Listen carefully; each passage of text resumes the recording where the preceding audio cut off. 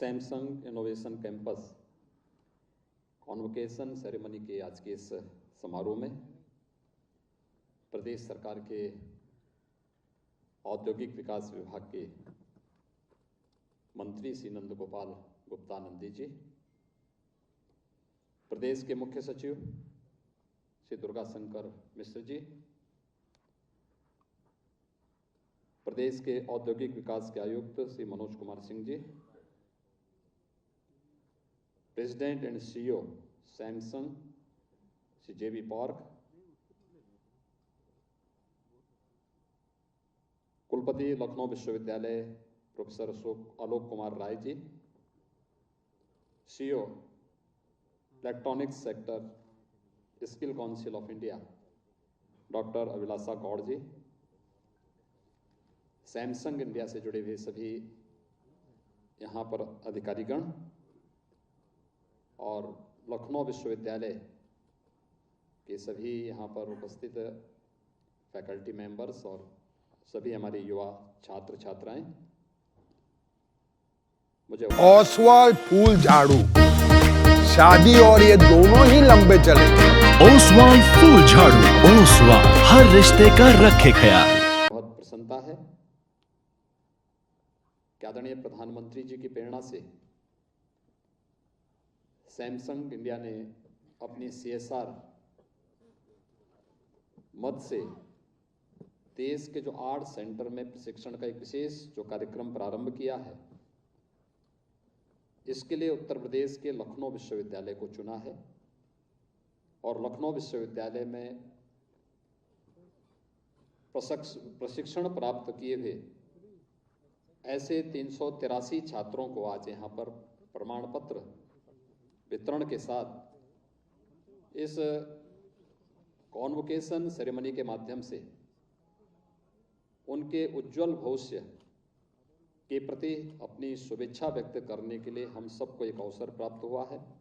मैं इस अवसर पर सैमसंग इनोवेशन कैंपस प्रमाण पत्र प्राप्त करने वाले सभी युवा छात्रों को हृदय से बधाई देते हुए सैमसंग इंडिया को हृदय से धन्यवाद देता हूं। हम सब जानते हैं कि भारत दुनिया का सबसे बड़ी युवा आबादी को अपने साथ रखता है और भारत जो दुनिया में जो चीज़ें भारत पर आधारित हैं वही भारत के अंदर उत्तर प्रदेश के परिप्रेक्ष्य में भी सही बैठती हैं। देश की लगभग 17% आबादी उत्तर प्रदेश में निवास करती है और उत्तर प्रदेश की 56% आबादी ऐसी है जो कामकाजी है। यानी अगर कहें कि भारत की सबसे युवा शक्ति उत्तर प्रदेश के अंदर निवास करती है तो उसमें कोई अतिशयोक्ति नहीं। इस युवा शक्ति के टैलेंट को टेक्नोलॉजी एंड ट्रेनिंग के साथ जोड़ करके हम उसे डेवलपमेंट के साथ आगे बढ़ा सकें, यह आज की आवश्यकता है। और इस दिशा से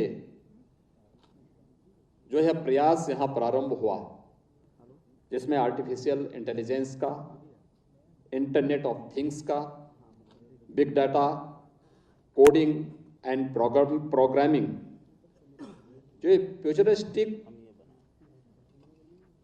स्किलिंग के कार्यक्रम हैं, इनके साथ युवा शक्ति को जोड़ना उत्तर प्रदेश जैसे राज्य के लिए इसलिए भी महत्वपूर्ण है। अभी फरवरी 2023 में हम लोगों ने उत्तर प्रदेश का ग्लोबल इन्वेस्टर समिट आयोजित किया था।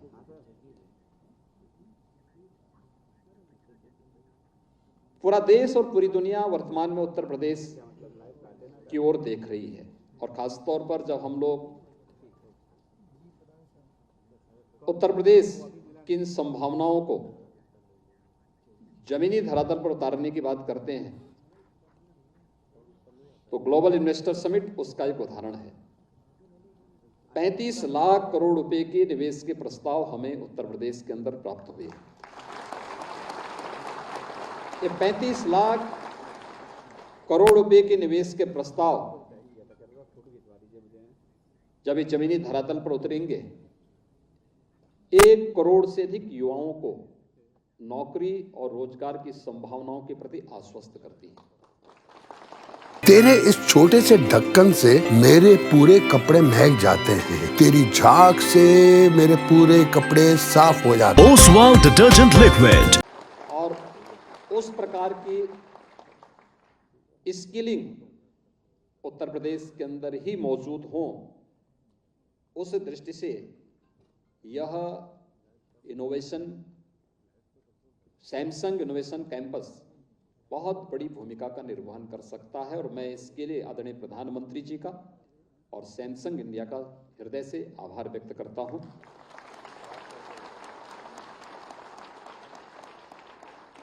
मित्रों, उत्तर प्रदेश में ग्लोबल इन्वेस्टर समिट की बहुत सारी विशेषताएं रही हैं और मैंने उस दौरान प्रदेश के सभी अकादमिक संस्थाओं को टच करने का प्रयास किया था। प्रदेश के रिटायर्ड जो हमारे नौकरसाथ हैं उनको, शिक्षाविदों को या इस सेक्टर में रुचि रखने वाले उन महानुभावों को मैंने अलग अलग विश्वविद्यालयों में भी भेजा था कि वे बता सकें युवा शक्ति को कि युवा शक्ति के लिए ये ग्लोबल इन्वेस्टर समिट किस प्रकार से उनके उज्जवल भविष्य के लिए एक महत्वपूर्ण मील का पत्थर साबित होने वाला है और इस दिशा में जो प्रयास प्रारंभ हुए हैं इसमें उनकी क्या भूमिका हो सकती है। और मुझे प्रसन्नता है कि उत्तर प्रदेश के 100 से अधिक संस्थानों में हमारे पूर्व नौकरशाह, शिक्षाविद और इस फील्ड से जुड़े हुए तमाम महानुभावों ने जाकर के विश्वविद्यालयों के छात्रों के साथ, युवा शक्ति के साथ संवाद बनाने का काम किया। उत्तर प्रदेश के युवाओं को तकनीकी दृष्टि से सक्षम बनाने के लिए और समर्थ बनाने के लिए ही हम लोगों ने उत्तर प्रदेश के 2 करोड़ युवाओं को और खासतौर पर विश्वविद्यालयों में, महाविद्यालयों में अध्ययनरत छात्र छात्राओं को टैबलेट और स्मार्टफोन वितरित करने के कार्यक्रम को सरकार ने अपने हाथों में लिया है। एक बड़ा अभियान है, देश का सबसे बड़ा अभियान है, जिसमें से अब तक हम 20 लाख युवाओं को इस कार्यक्रम के साथ जोड़ चुके हैं। इस वर्ष के बजट में भी हम लोगों ने 3600 करोड़ रुपए की व्यवस्था अपनी इस युवा शक्ति को तकनीकी दृष्टि से सक्षम और समर्थ बनाने के लिए बजट में इसका प्रावधान किया है, जिससे हम उन्हें टैबलेट और स्मार्टफोन वितरित कर सकें। प्रदेश सरकार ने इसके साथ ही प्रदेश के इस स्केल को स्किल में बदलने के लिए कम से कम पानी में दे सफाई बेशुमार। इसमें है नेचुरल ऑयल, ये कपड़ों के संग हाथों का भी रखे ख्याल, तो आज ही करें इस्तेमाल। ओसवाल, ओसवाल, ओसवाल।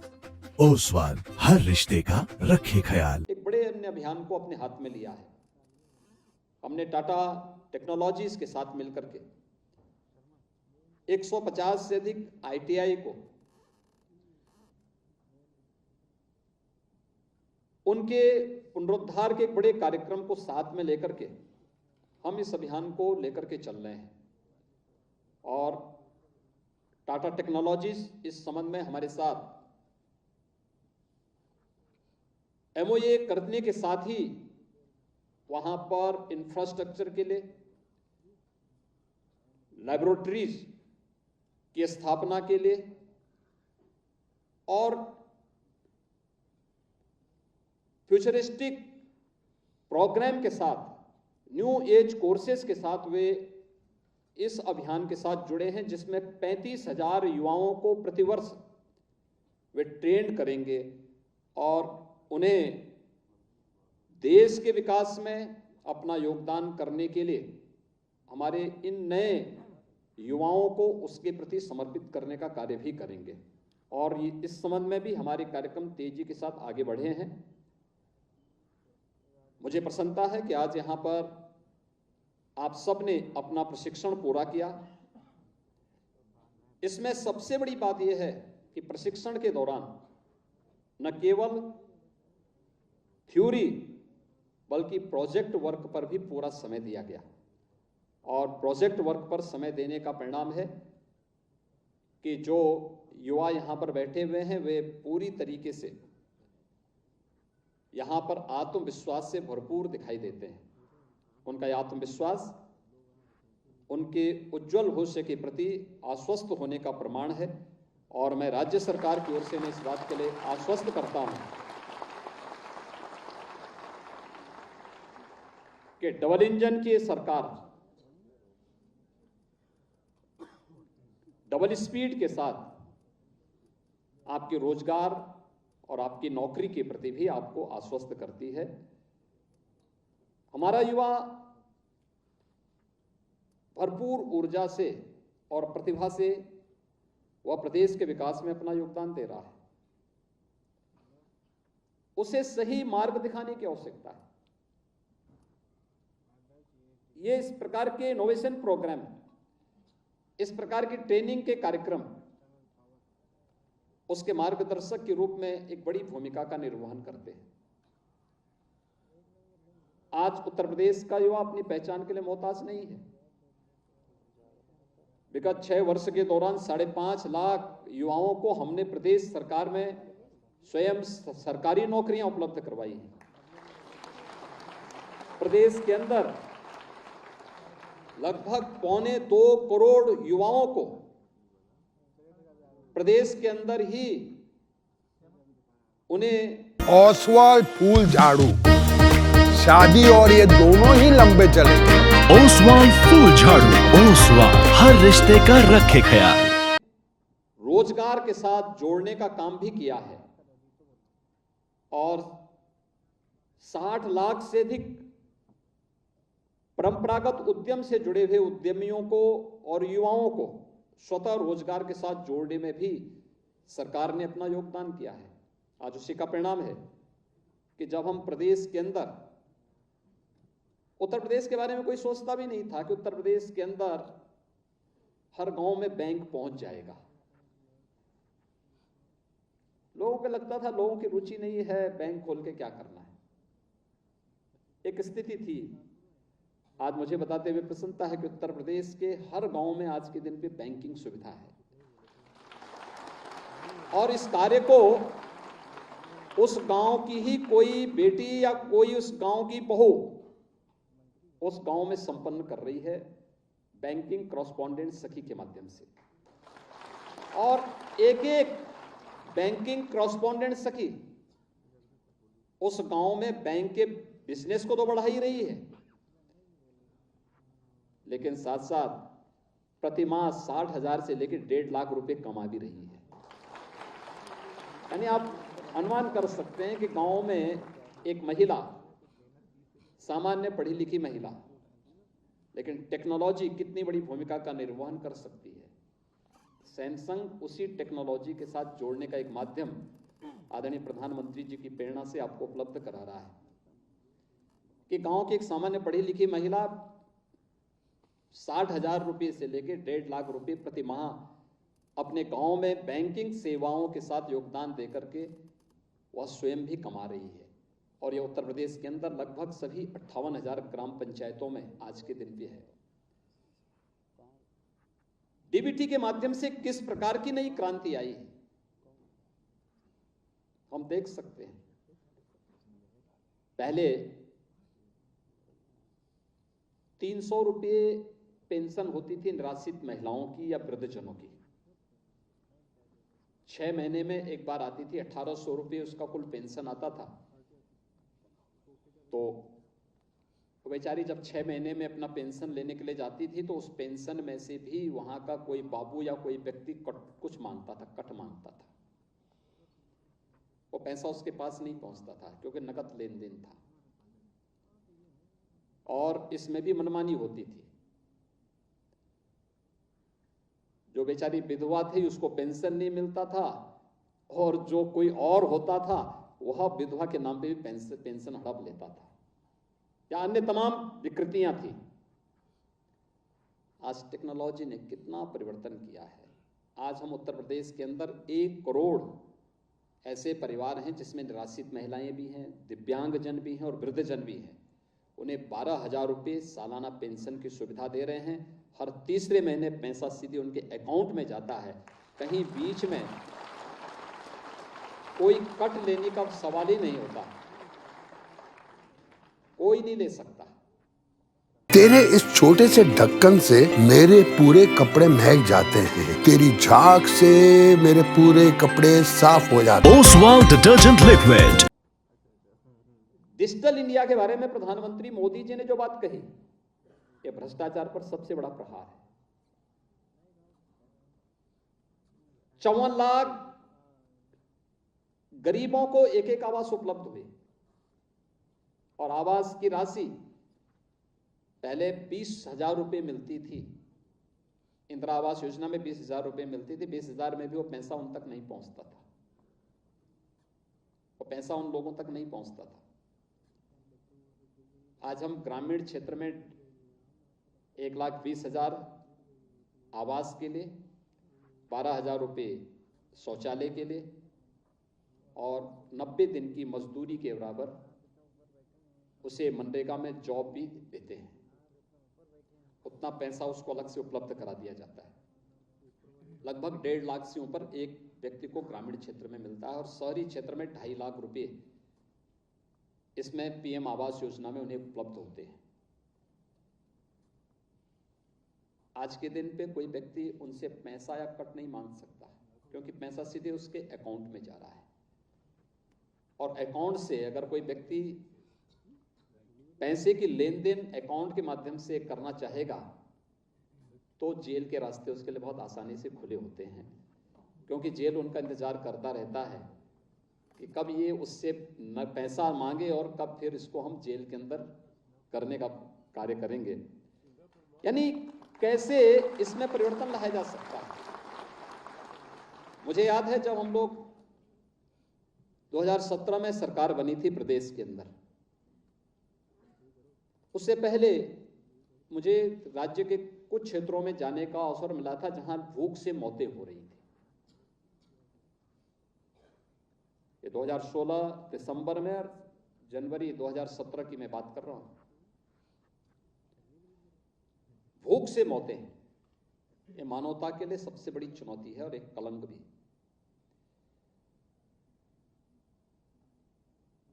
मुझे याद है जब मैं फरवरी 2017 में दिल्ली से लखनऊ आ रहा था, एक फ्लाइट थी उसमें आ रहा था, प्रदेश के खाद्य सचिव भी उसी में थे, तो मैं उनको नहीं जानता था लेकिन उन्होंने मुझे पहचाना, वो मेरे पास आए, बैठे और उन्होंने अपना परिचय दिया। तो मैंने उनको कहा, मैं कहा भी मैंने कहा राज्य में कुछ जगहों पे भूख से मौतें हो रही हैं, आखिर खाद्य विभाग क्या कर रहा है? तो उन्होंने मुझसे कहा कि नहीं ऐसे कोई बात तो नहीं। मैंने कहा भी देखो, मैं स्वयं उन जनपदों का दौरा करके आया हूं और मैंने उन परिवारों से भी मुलाकात की है। तो उन्होंने कहा नहीं, हमारे पास कोई इस प्रकार का वो नहीं है। खैर, अब फ्लाइट में थे तो बहस बहुत ज्यादा हो भी नहीं सकती थी, लेकिन मार्च 17 में मुझे ही मुख्यमंत्री पद का शपथ लेना पड़ा। तो मैंने सबसे पहले एक दिन में सभी 80,000 जो फेयर प्राइस शॉप थी, हमसे कम पानी में दे सफाई बेशुमार, इसमें है नेचुरल ऑयल, ये कपड़ों के संग हाथों का भी रखे ख्याल, तो आज ही करें इस्तेमाल ओसवाल ओसवाल ओसवाल। ओसवाल, हर रिश्ते का रखे ख्याल। जो राशन कोटी की दुकान थी उन सब में एक साथ मैंने छापेमारी करवाई। मैंने कहा 80,000 राशन कोटी की दुकान में एक दिन में एक समय में छापेमारी होनी है। और देखो कितने फेक राशन कार्ड हैं, 30 लाख फेक राशन कार्ड मुझे मिले थे। और फिर उसके बाद हमने एक अभियान शुरू किया कि जितने जरूरतमंद होंगे उन सबको राशन कार्ड दो। अब कोई मैनुअल नहीं बांटेगा, ई-पॉस मशीन सब जगह लगाई गई। आज आप देखते होंगे उत्तर प्रदेश में हर गरीब को, हर जरूरतमंद को खाद्यान्न मिल रहा है। ई-पॉस मशीन की मॉनिटरिंग हम लखनऊ में बैठे बैठे कर सकते हैं। ये टेक्नोलॉजी यही है। जो हर व्यक्ति के जीवन में परिवर्तन ला सकती है और उसको उसकी जरूरतों को पूरा करने में मदद कर सकती है। 15 करोड़ जरूरतमंद आज के दिन पे उत्तर प्रदेश के अंदर खाद्यान्न की सुविधा का लाभ प्राप्त कर रहा है और खाद्यान्न की सुविधा का लाभ प्राप्त करके प्रधानमंत्री जी के प्रति आभार व्यक्त करता है कि उन्होंने टेक्नोलॉजी का बेहतरीन उपयोग करते हुए, अब वह स्थिति नहीं है कि कोई राजनेता या राष्ट्राध्यक्ष जाकर के मंच पे जाके कहे कि साहब हम क्या करें, हम तो पैसा भेजते हैं लेकिन नीचे 15 ही रुपया पहुंचता है तो हम क्या करें। अब 100 में से 15 रुपये पहुंचने वाली बात नहीं होती, अब 100 रुपये में से 100 रुपया ही उस व्यक्ति को पास जाएगा जिस कार्य के लिए वो पैसा भेजा गया है। और इस दृष्टि से हम लोगों को जो कार्य आने वाले समय के लिए अपने आप को तैयार करना होगा वह अत्यंत महत्वपूर्ण है। एक टेक्नोलॉजी का उपयोग हमें करना चाहिए और इसमें जितना अच्छा हो सकता है, चाहे वह आर्टिफिशियल इंटेलिजेंस का हो, इंटरनेट ऑफ थिंग्स का हो या फिर अन्य बिग डेटा का है, कोडिंग और प्रोग्रामिंग का है, ये सभी अत्यंत महत्वपूर्ण पाठ्यक्रम है और इन सभी के साथ जुड़ना, इन सभी प्रकार के कोर्सेज के साथ जुड़ करके हम अपने उज्जवल भविष्य के प्रति आगे बढ़ा सकते हैं। अपने आप को न केवल आगे बढ़ा सकते हैं बल्कि मानवता के कल्याण के लिए भी उत्तर प्रदेश और देश के विकास में बड़ा योगदान हम लोग इसके माध्यम से दे सकते हैं। लेकिन आने वाले समय में मुझे लगता है कि जो हमारे अब आने वाली जो चैलेंज है हमारे सामने, उस चैलेंज के लिए हम लोगों को अपने आप को तैयार करना होगा। और खास तौर पर जब मैं इस बात को देखता हूं कि ये जो कुछ भी अब तक परिवर्तन देखने को मिला है, ये डिजिटल क्रांति का एक भाग है और इस दृष्टि से ओसवाल फूल झाड़ू, शादी और ये दोनों ही लंबे चलेंगे। ओसवाल फूल झाड़ू, ओसवाल हर रिश्ते का रखे ख्याल। देश ने पिछले 6 वर्ष में इस डबल इंजन की सरकार ने मिलकर कुछ नए प्रयास प्रारंभ किए हैं। आज उत्तर प्रदेश अगर हम देखेंगे तो मोबाइल मैन्युफैक्चरिंग का देश का सबसे बड़ा हब बना है और मैं इसके लिए सैमसंग इंडिया को हृदय से धन्यवाद भी दूंगा।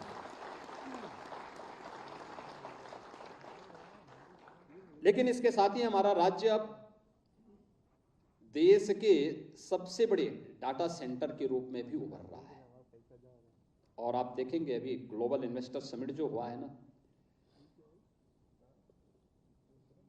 इसने जितने हमें प्रस्ताव दिए हैं अगले 3-4 वर्षों के अंदर, आप देखना कि न केवल मोबाइल मैन्युफैक्चरिंग का बल्कि डाटा सेंटर का भी सबसे बड़ा हब आने वाले समय में उत्तर प्रदेश होने जा रहा है। और वह हम लोग सेमीकंडक्टर, डाटा सेंटर, स्टार्टअप और आईटी सेक्टर से संबंधित जो इलेक्ट्रॉनिक्स मैन्युफैक्चरिंग का है, इस पर राज्य सरकार ने भी ध्यान दिया है, भारत सरकार का भी पूरा सहयोग हमें प्राप्त हुआ है और इसके एक बड़े हब के रूप में उत्तर प्रदेश उभरेगा और उत्तर प्रदेश इस दिशा में आगे कार्य कर रहा है। हमने प्रदेश के अंदर अन्य तमाम कार्यक्रमों को आगे बढ़ाने में भी, खासतौर पर प्रदेश के अंदर डिजिटल क्रांति के साथ ही हम लोगों ने आने वाले समय के लिए भी अपने आप को तैयार किया है और वह होगी, मुझे लगता है कि इंफ्रास्ट्रक्चर जिस तेजी के साथ उत्तर प्रदेश के अंदर बढ़ा है, आपने देखा होगा पहले ये माना जाता था उत्तर प्रदेश के अंदर 4 भाग साफ दिखाई देते थे। एक नोएडा, गाजियाबाद और वेस्टर्न यूपी का, जिसको ये माना जाता था कि ये एनसीआर का पार्ट है तो इसलिए यहां पे डेवलपमेंट है। दूसरा लखनऊ मान लिया जाता था, लखनऊ, कानपुर। मध्य यूपी का बाकी भाग बहुत ही खराब स्थिति में था। जब हमें 17 में सरकार आई, लखनऊ के बगल सीतापुर जनपद में मैंने सर्वे करवाया है और सर्वे कराया कि कितने ऐसे जरूरतमंद हैं जिनके पास अपना मकान नहीं है। आपको मालूम है, दिया तले अंधेरे का सबसे बड़ा उदाहरण था सीतापुर जनपद। 3 लाख परिवार ऐसे थे जिनके पास अपने सिर ढकने के लिए आवास नहीं था। सीतापुर जनपद में लखनऊ से 60 किलोमीटर से भी कम दूरी है। और वही स्थिति हरदोई की थी। और बाकी इटावा मैनपुरी की बात करना ही क्या, वहां एक परिवार का भले ही विकास हुआ होगा, लेकिन जनपद के लोग तो गरीब से गरीब होते गए। स्थिति सच्चाई थी। अब जाके देखें ना, आज भी क्या स्थितियां थी। एक गांव में सब कुछ आपने तैयार किया, लेकिन जिले की स्थिति क्या पैदा की थी। तेरे इस छोटे से ढक्कन से मेरे पूरे कपड़े महक जाते हैं। तेरी झाग से मेरे पूरे कपड़े साफ हो जाते हैं। Oswal detergent liquid. जिले के अंदर क्या था, सूर्यास्त होने के बाद लोग सड़कों के पर नहीं निकल पाते थे।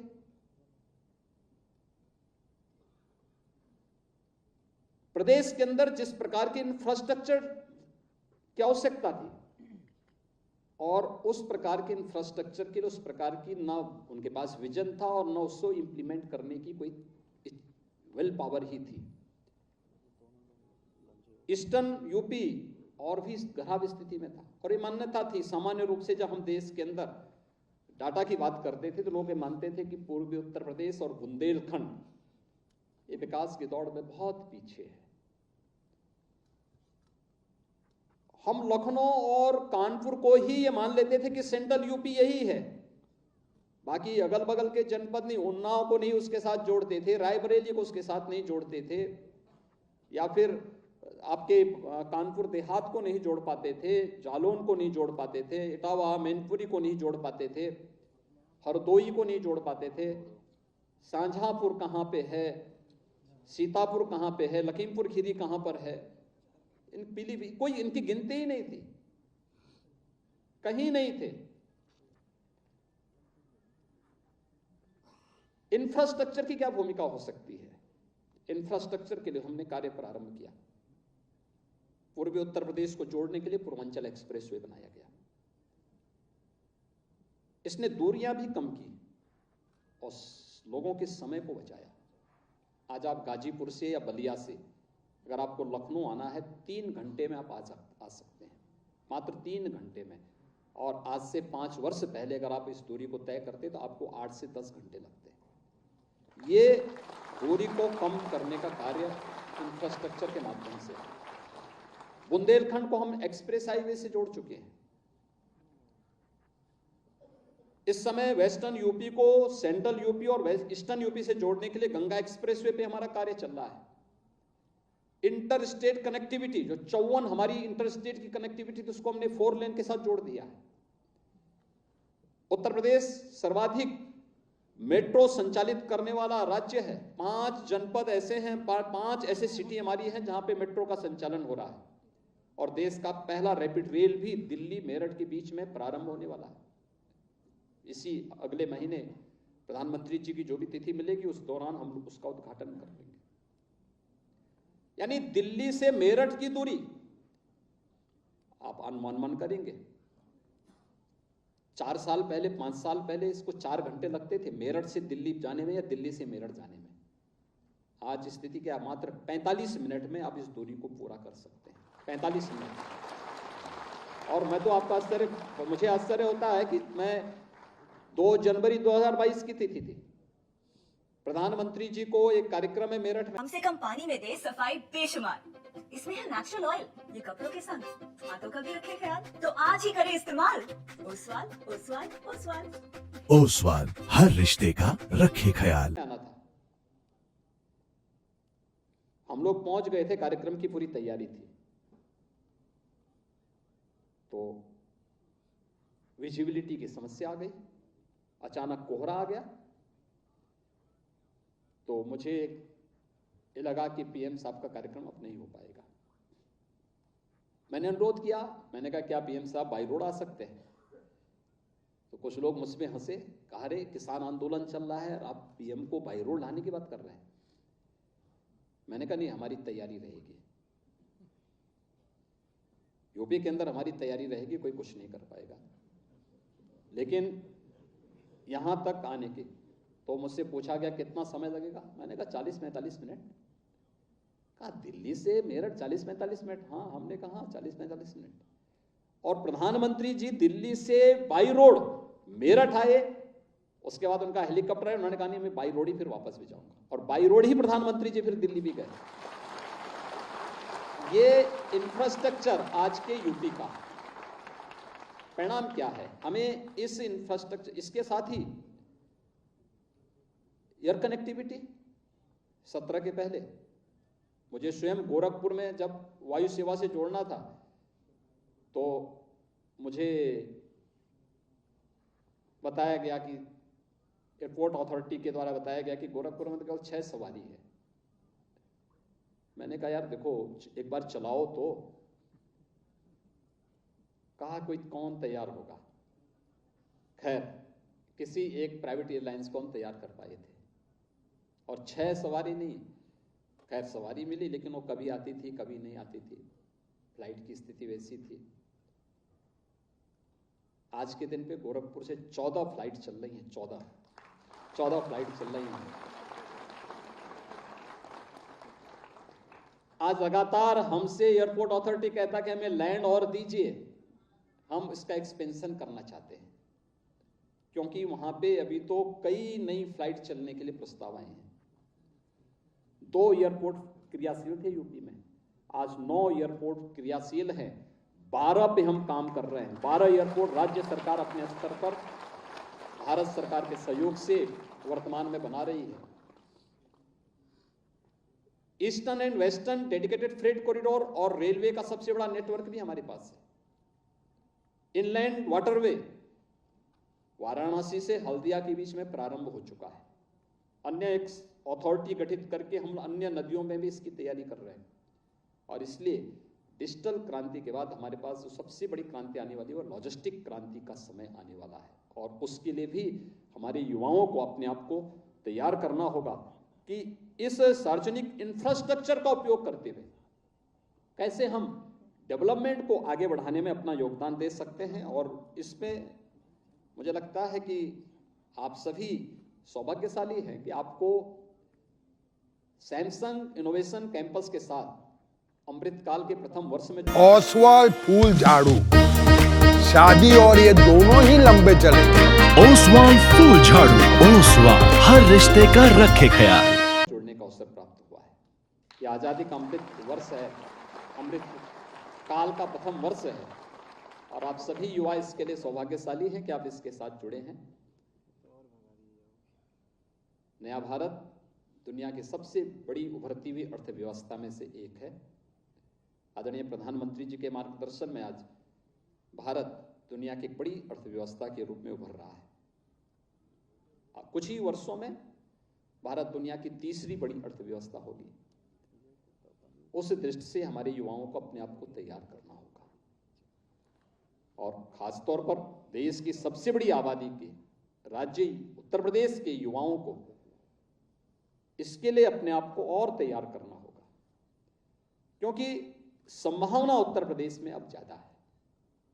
वो समय गया जब यहाँ के युवाओं को बाहर पलायन करने के लिए मजबूर होना पड़ता था। आज पलायन नहीं, यहीं पर अलग अलग सेक्टर में, जब ग्लोबल इन्वेस्टर समिट की मैं बात करता हूं तो वह यही है कि इन्वेस्टमेंट के लिए हमारे पास सब कुछ है, अलग अलग सेक्टोरियल पॉलिसीज भी हैं, सभी सेक्टर में हमारे पास प्रस्ताव आए हैं, और उत्तर प्रदेश में 75 जनपद हैं, और सभी 75 जनपदों में प्रस्ताव प्राप्त हुए हैं। कोई ऐसा नहीं कि अब केवल नोएडा के लिए प्राप्त हो रहा हो। लखनऊ में जितने प्रस्ताव आए हैं उतने ही प्रस्ताव हमें अब सीतापुर में भी मिल रहे हैं, उन्नाव में भी मिल रहे हैं, लखीमपुर खीरी में भी मिल रहे हैं, पीलीभीत में भी मिल रहे हैं, और कुशीनगर और सोनभद्र में भी प्राप्त हो रहे हैं, जब चित्रकूट में भी प्राप्त हो रहे हैं।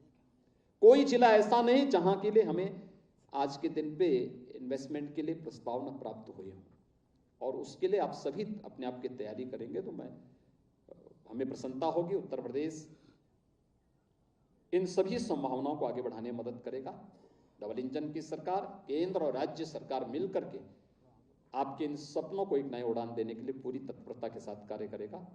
एक बार फिर से मैं आज के इस अवसर पर आप सबको हृदय से बधाई देता हूं, अपनी शुभकामनाएं देता हूं। धन्यवाद। जय हिंद।